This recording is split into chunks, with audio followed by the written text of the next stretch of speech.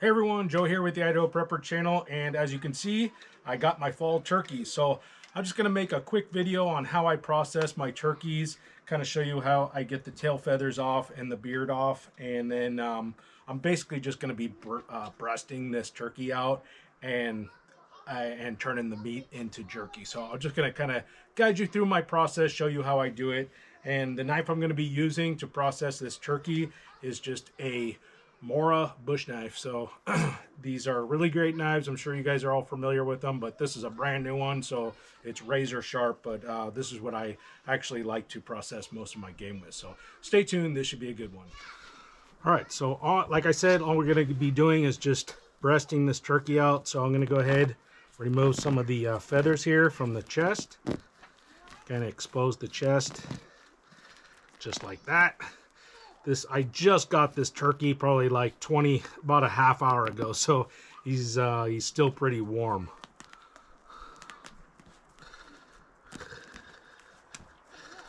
Just kind of clearing a little spot here so that when I start breasting it out, I don't get a bunch of feathers in the meat.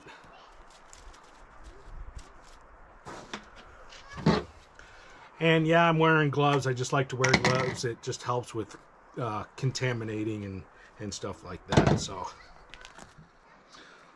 okay, so I got the turkey breast here all exposed and the feathers removed. I'm just going to go ahead and kind of cut the skin away here. Just start exposing the breast meat.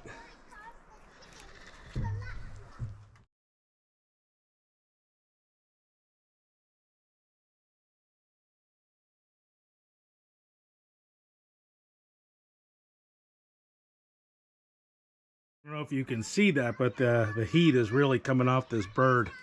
You can see the steam just coming off of it.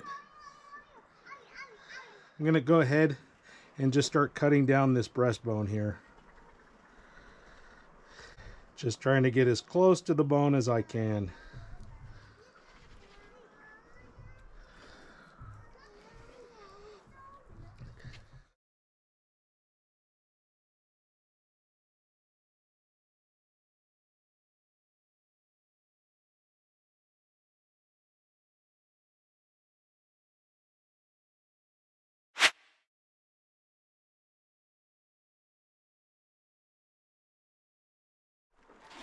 Okay, so there's my first breast right there. I'm just going to go ahead and lay this down right on the table over here because I'm going to, before I put that in the brine, I'm actually going to cut it up real thin. So I'm going to go ahead and start breasting out the other side here.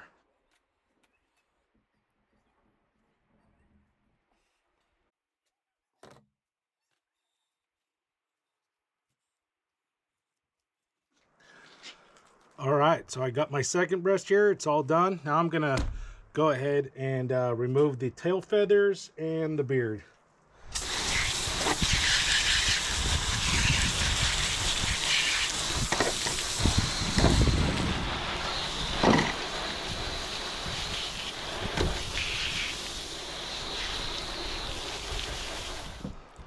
Okay, now we have this turkey breast all nice and cleaned off. I'm just going to start cutting kind of random strips out of this as thin as I can. Basically just making my jerky strips. And then once I have it all cut up, I'm just going to go ahead and transfer everything into my brine. So the brine just consists of about a cup of salt and a cup of sugar. And I'm going to let this meat, once it's all cut up and put in my brine, I'm going to let it sit for 24 hours and then I'm going to drain it and then I'm going to brine it one more time and then I'm going to transfer it over to the marinade. So I'm going to get this cut up, and then once this is all done and put in the brine, I'm just going to go ahead and start showing you how I make my marinade.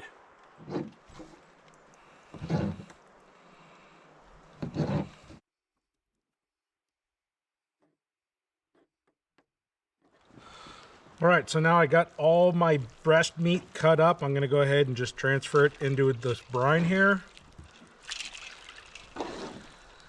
And this is a shock brine, basically, like I said, 1 cup of sugar, 1 cup of salt, and I'll heat it up so that all the salt and sugar dissolves, and then I throw a bunch of ice in the brine to shock it, and basically that's what it looks like. So I'm going to let this sit for 24 hours, and then I'm going to repeat this process and then put it into my marinade and then get it dehydrated.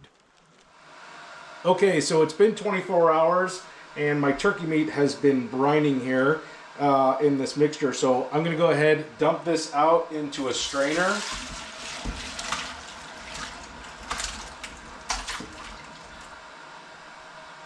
Like that.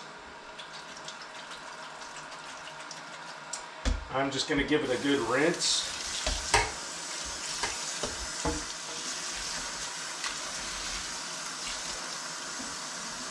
All right, so I went ahead and I switched the bowls to a plastic bowl. I was kind of reading a bunch about not putting brine in metal bowls. I'm not quite sure why, but just to be safe, I'm gonna go ahead and do this next brine in a plastic bowl. So, there it is there. Also, I should probably mention that when I trimmed this meat, I got as much fat, pretty much all of the fat. There wasn't a whole lot to begin with, but I got all the fat that was remaining on the meat off, because the fat is what retains a lot of that gamey flavor. So went ahead, cut all the fat off, and got as much tissue off of here as possible too, and that just helps with making the jerky easier to chew. Okay, so I have my second batch of brine going. Now keep in mind this is just a salt and sugar brine, real basic.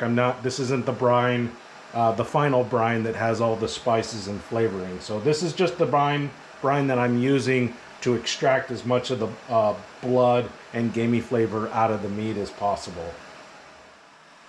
All right, so now all the salt and sugar has dissolved in this water. I'm gonna go ahead and add it to this bowl. And then I'm going to go get some ice and shock this brine and cool it down.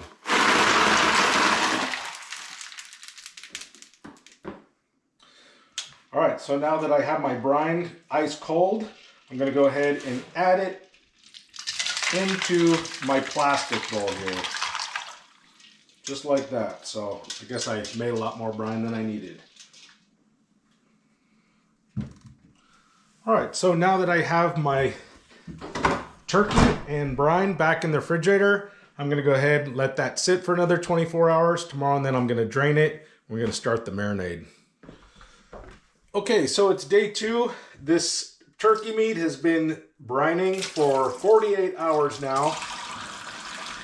So I'm just going to go ahead and dump the second brine here. Give this a little rinse. That'll about do it. So this is one of those steps that isn't totally necessary. I actually have made jerky with just doing the one brine. I'll do like, one clear brine and then a marinade brine. So don't get confused when I say brine and marinade. This brine consists of salt and sugar. So, and really and like I said, the purpose of this brine is just to get as much of that gamey flavor out of here as possible. So it is a little overkill to do this second step, especially if you're making beef jerky. But I would definitely suggest, if you're going to be grinding your turkey meat and making like burgers with it, definitely probably want to do a second brine before your marinade. So kind of a critical step. All right, so I have the ingredients for my marinade here. So I'm going to be using some Worcestershire sauce, some soy sauce, some garlic powder, liquid smoke, some dried chopped onion, have some brown sugar, some pepper, and some crushed red pepper flakes. So this is probably optional. If you don't want a spicy jerky, then get rid of these. But other than that, this is pretty much going to be your base flavors for your marinade. So there are different types of brine marinades that you can get. There's this poultry brine that I was tempted to use, but I'm just not really that familiar with it. And then I have this other jerky kind of seasoning kit. And this is from, let's see who makes this. Mossy Oak, I guess, makes this, but I never tried this kind of brine, so I'm gonna hold off on these and just stick with what I know. So I'm gonna go ahead and mix all these ingredients up and then get all the contents into this bag along with the meat and then let it soak for 24 hours. All right, so there are no measurements to this. I just kind of eyeball everything. I know that my soy sauce is pretty much going to be the base of this brine. And then the next thing is going to be some Worcestershire. And then for the brown sugar, let me get a spoon here. All right, just basically depends on how sweet you want this. And so what I do is I just kind of mix all my ingredients and then I just kind of give it a little taste test. If I need to add things, I'll add things. And that's pretty much how I do this. So take some liquid smoke. This is a critical step, especially if you're not going to be smoking your turkey or your meat, then you're gonna wanna add your smoky flavor. So I'm gonna be using my dehydrator to make this jerky. So I'm gonna be adding the liquid smoke. And this stuff goes a long way. You don't need very much. Like that's probably enough. I might do a little more, but definitely got to be careful with the liquid smoke because if you put too much in there, you can't reverse it. So just add it very cautiously. That's pretty good. I'm going to add a little more smokiness to it. That'll do it. And then I think what I'm going to do is throw this probably in the microwave and just to heat it up so that the sugar that I put in here will dissolve properly. And then the garlic powder, about that much. And this is just kind of my own recipe here. I'm not really, most of the marinades that you'll look up online are pretty much these same ingredients.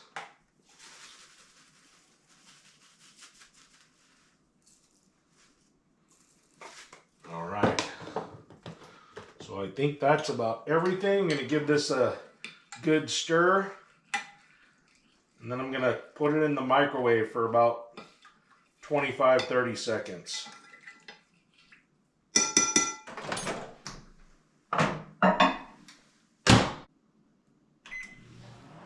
All right, so I ended up adding some more brown sugar, probably, I don't know, probably like half a cup more brown sugar.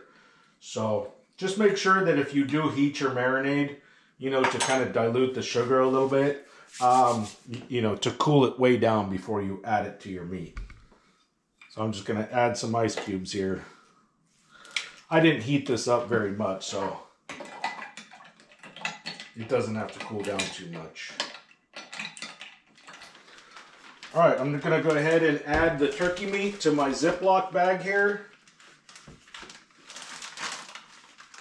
All right, now we got all of our turkey in the bag. I'm going to go ahead and add the marinade.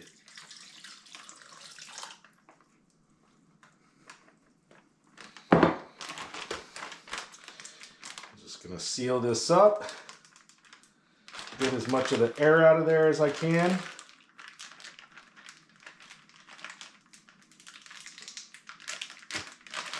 And then just give this a good stir, good mix. All right, now I'm going to take this, I'm going to put it in the refrigerator and let it sit 24 hours, and then we'll move over to the dehydration process. Okay, so it's been 24 hours and our turkey is done marinating. So I'm going to start the process of getting all these strips laid out on my drying racks. The type of dehydrator that I'm using is a Nesco food dehydrator. I believe it's made by American Harvest, but I'll make sure to leave links in the description where you can pick up one of these dehydrators. But anyways, it's probably going to take me a while to get all these strips on here, so bear with me.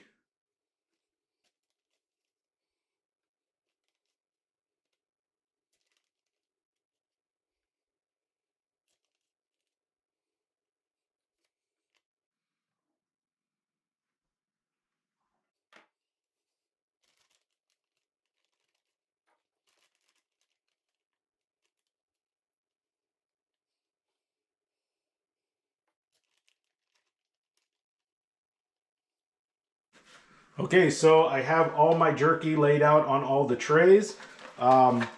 This is the lid to the dehydrator here. So it is a Nesco made by American Harvest food dehydrator and jerky maker.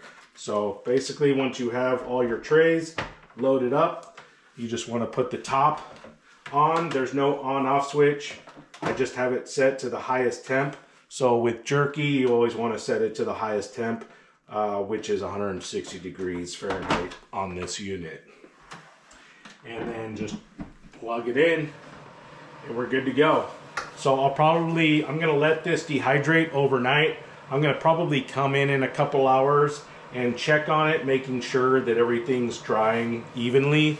What you probably end up having to do, and what I'll end up having to do, is rotate the bottom trays to the top and the top ones to the bottom, just to keep everything dehydrating evenly, because the heater and the fan is up here, so all the food that you put on top always tends to get dried out faster. So just something to keep in mind, but got it set to 160, so good to go. I'll be back in a couple hours. All right, so this turkey has been dehydrating overnight. We're gonna see how it turned out. All right, it looks perfect. Looks beautiful. Nice and flat. Some of these pieces I was a little worried about, because when I put them on here, they were pretty thick. I just didn't cut them very thin. But after, 15 hours of dehydrating, these things are super thin, super crispy. It's just really dried out. And that's pretty much the way you want it. Just make sure when you're processing your turkey to get all the fat off, as much of the fat off as you possibly can, because the fat is what will go rancid, and the fat is what also retains a lot of that gamey flavor. So I'm gonna try this out.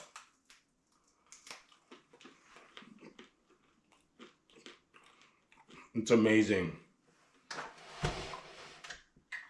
Not too spicy either. I was a little worried it was gonna be kind of spicy. I put a lot of red pepper in there. But yeah, that's amazing. So this is like if you have anyone in your family that just doesn't like gamey flavor, or is a little squeamish about eating something wild, this is like the best way you can do, best way to prepare your food to kind of introduce people to wild game.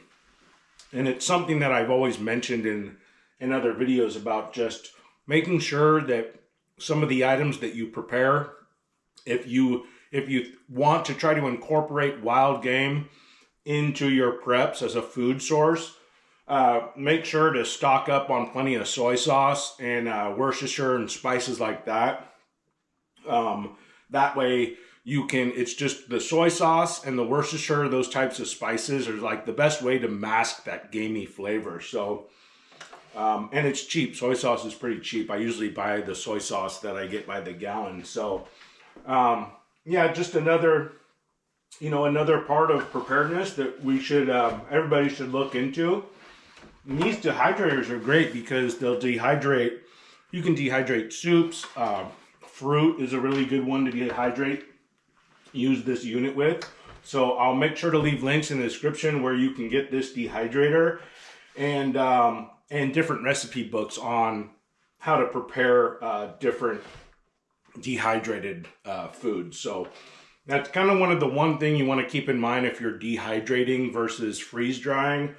is fat and is kind of your enemy. So you want to make sure that whatever you dehydrate, it doesn't contain a lot of fat. So stay away from oils, butter, stuff like that. The less fat, the longer it's going to stay preserved. So it was one of the key points when I'm preserving jerky or any type of meat, is you just want to trim as much fat off as possible. And the upside to just doing any type of wild game is it doesn't have a lot of fat to begin with. So yeah, I'm really happy with the way this turned out. If you have any questions, please leave them in the comment section. If you haven't done so, please subscribe to my channel and hit that thumbs up button. And until the next one, stay prepared.